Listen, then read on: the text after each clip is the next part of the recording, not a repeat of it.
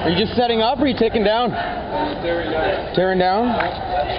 Tomorrow we'll be at Human Rights Monument giving out DVDs for free. Okay. It's called The Nation's Deathbed. It's about police provocateurs in 2007 at Montebello. We better talk with Simon Garner. This is the one who probably want to use it.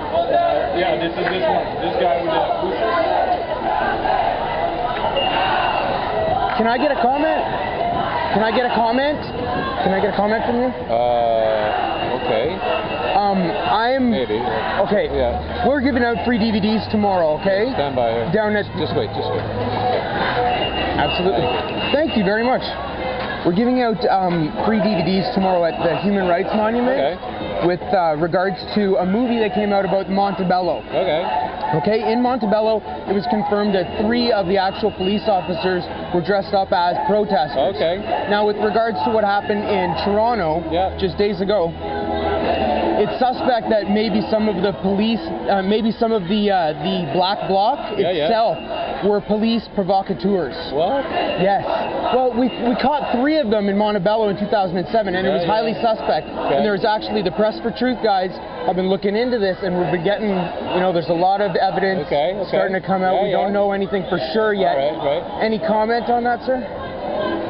Like which part? Of your DVD? If there was a police provocateur, if you knew that one of your gentlemen were acting as a, say, a Black Bloc, dressed in black, and did any kind of violence in order to disturb the peace, would you enforce that? Would you help us? Would you, M. Hayes, could we come to you as an individual and help you, have you help us? You know what? I'm not of high enough rank to know that kind of thing. Same as if it's an undercover drug operation.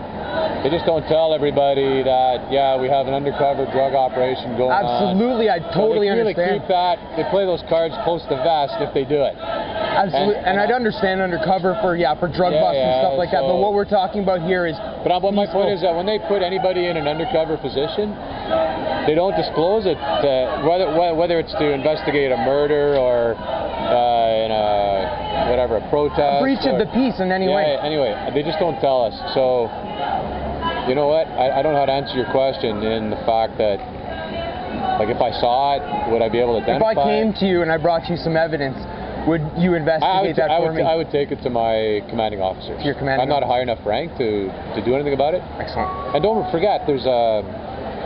We can go in and talk and report. There's police service, the police professional standards section. They will investigate a complaint, and they'll sit and listen to you as much as they are police officers. There's civilian overlook that make sure we're doing things properly. So, you know, if you're concerned about something like that, go to professional standards section, and they will listen to you and take your complaint and.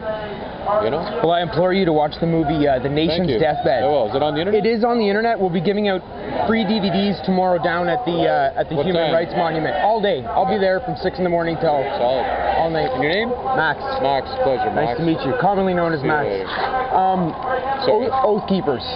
Just so you know, I've informed you. Oath Keepers. It's a fantastic website. All right. And what it is, it's all about reminding, cops putting their name to basically a thing saying they remember their first oath, which is to protect the people, and dignity and equality and freedom. Sounds good. Thank you again. Okay, Max. Pleasure.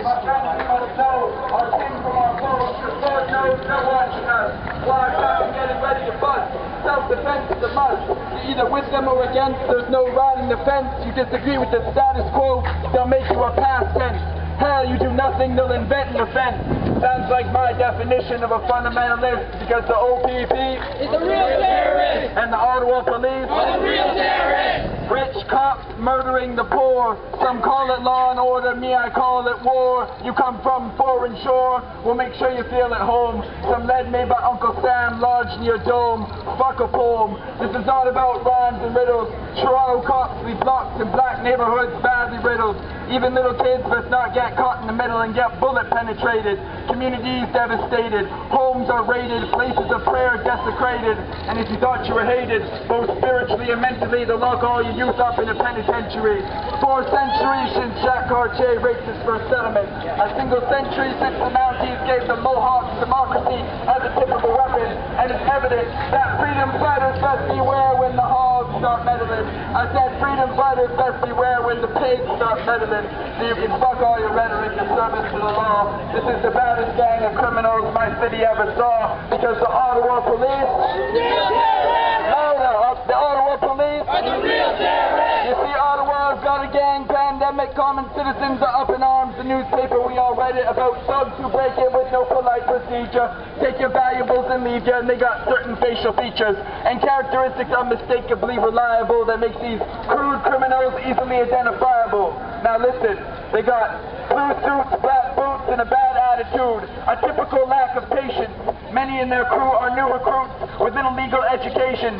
They hate gays, natives, and Haitians, and they often wear an arrogant smirk. I said they often wear an arrogant smirk, but to be fair, they're not the only government goons who do drugs at work. That's just a perk. Their day-to-day is fraught with risk, full of aggressive panhandlers and sexy ladies they got to frisk. Sometimes crackheads mutter illogically, sometimes skateboarders under a disc, sometimes you gotta get out your gun and really get pissed. Sometimes you gotta shoot somebody, sometimes you miss and hit some kids. That's why the Ottawa police. One more, Julian Santino is a demon born in the brutal body of white domination, the head of a monster of man of proportions, specialized in robbing nations. He said it himself, he'll make our life hell because he's got experience down there, abducting all his opposition to be devoured in his lair. But don't be scared, evil is the coward before the good who resist, and two fingers are prone to be broken. That's why I always form a fist against the OPP, who are the real terrorists. I said the OPP. Louder, the Ottawa police. Thank you.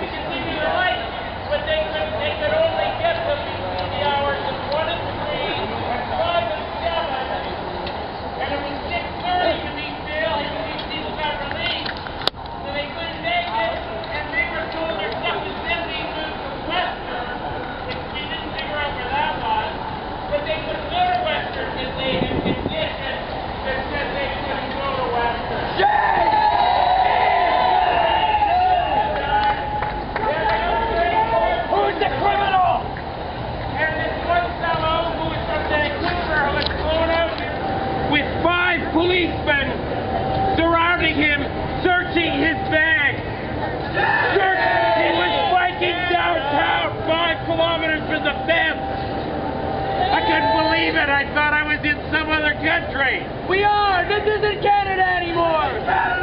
Well, so I rolled down my window and I shouted out "Police State," and then I realized, shit, they're going to be after me next. But I swear, that incident, I've heard stories about what's happened, and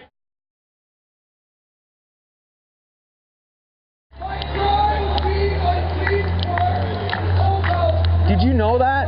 Say it again. What they were just talking about is a really important issue. The cops were informed halfway through Friday that the whole thing. You know something? None of us were there. I know. So we rely basically on media for that kind of thing. Yeah. So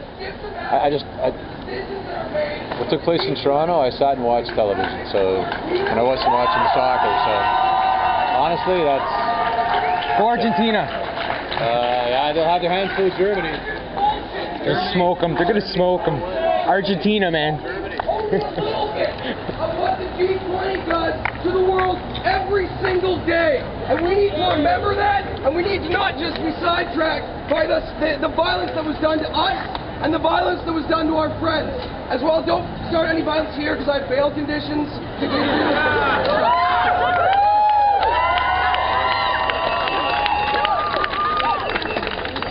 I just want to say I was one of the people this weekend who didn't get arrested, one of the lucky people. We have to remember, though, these 900 people that were arrested, these over 1,000 people that were brutalized, experienced sexual terror in the fucking jail cells. This had nothing to do with vandalism, nothing to do with solving crimes. When fucking hockey fans riot and burn some cars, do they arrest everyone wearing a hockey jersey the next day? Bullshit. No! Political terror is what this was this weekend. Political terror.